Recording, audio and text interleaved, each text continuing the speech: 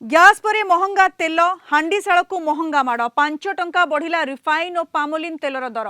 Odisha market रे दैनिक 1000 रु 1200 ton refine और पामोलिन तेलर आवश्यकता रहुछि। हेले ओडिशा रे प्राय 20 दिन पई तेल स्टॉक रहिथिबा राज्य व्यवसायी संघर संपादक सुधाकर पंडा सूचना दैछंती। देशगुड़िकर युद्ध चालुथिबा जोगु तेल दर वृद्धि पाउछि। एबे राज्य रे तेल स्टॉक रहिछि।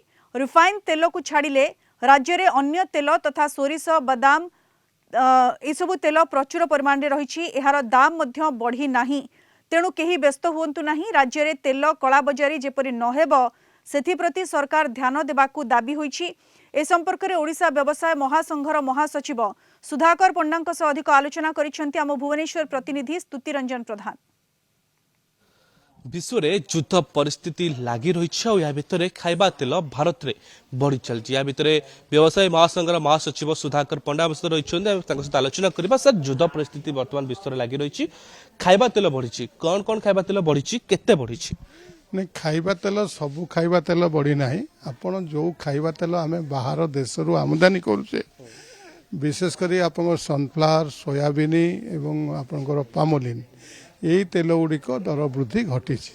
यार मुख्य कारण हूँ जो मैंने इंपोर्ट कर कहते बर्तमान आम पाखे गच्छित ना स्टॉक।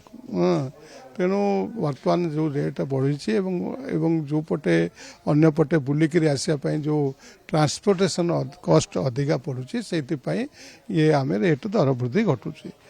किंतु मोर आपण माध्यम केंद्र सरकार को अनुरोध, जो माने इंपोर्ट कर पाखे केते गच्छित अच्छे आज दिन में एवं से माने जो इंपोर्ट करते रेट केते पड़ता एवं कौ रेट रे मार्केट रे बिक्री करने कथा से गोटे स्पष्ट निर्देश सरकार से देवा दरकार। सर, जो कथा कहते बाहर जो तेल गुड़ आमदानी होची से तेल गुड़ा पामोलिन तेल कहे, सोयाबीन तेल कहे कि सूर्यमुखी तेल कथा कहे, तेज केते केते बढ़ी लिटर पिछा वर्तमान? देखो पामोलिन रे प्राय लिटर पिछा 3 टका रेट बढ़ी सारी। खाइबा तेल सनफ्लावर रे प्राय 5.5 टका रेट बढ़ी सारी। किंतु जदि आपको नियंत्रण करा जाए, आम पाखे जहाँ गच्छित अच्छी जदि नियंत्रण करा जाए, मु भावुची एते दर वृद्धि घटब ना, जहाँकि खाउटी को खरीदी करने समय समस्या सृष्टि हम। युद्ध परिस्थिति लगी रही मूल्य सेमती आहुरी बढ़ी पारे सहित एक कथा नहीं आप कौन कह? देखु मोर प्रिय खाउटी मान को निवेदन करी से आदौ भय भितर रहतु ना। आमे जतपुर नास्ती चेष्टा करुचु से जो आवश्यकता अच्छी से आवश्यकता खाइबा तेल पाखे पहुँचापी चेष्टा करुचु एवं करूँ।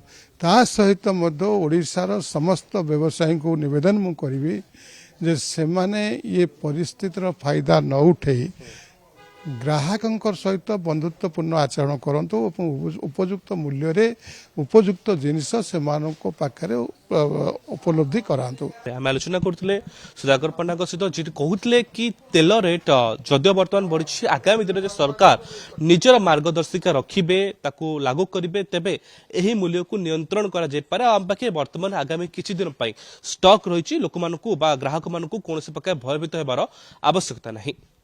भुवनेश्वर कैमरा पर्सन विघ्नेश्वर स्तुति रंजन प्रधान, कलिंग टीवी।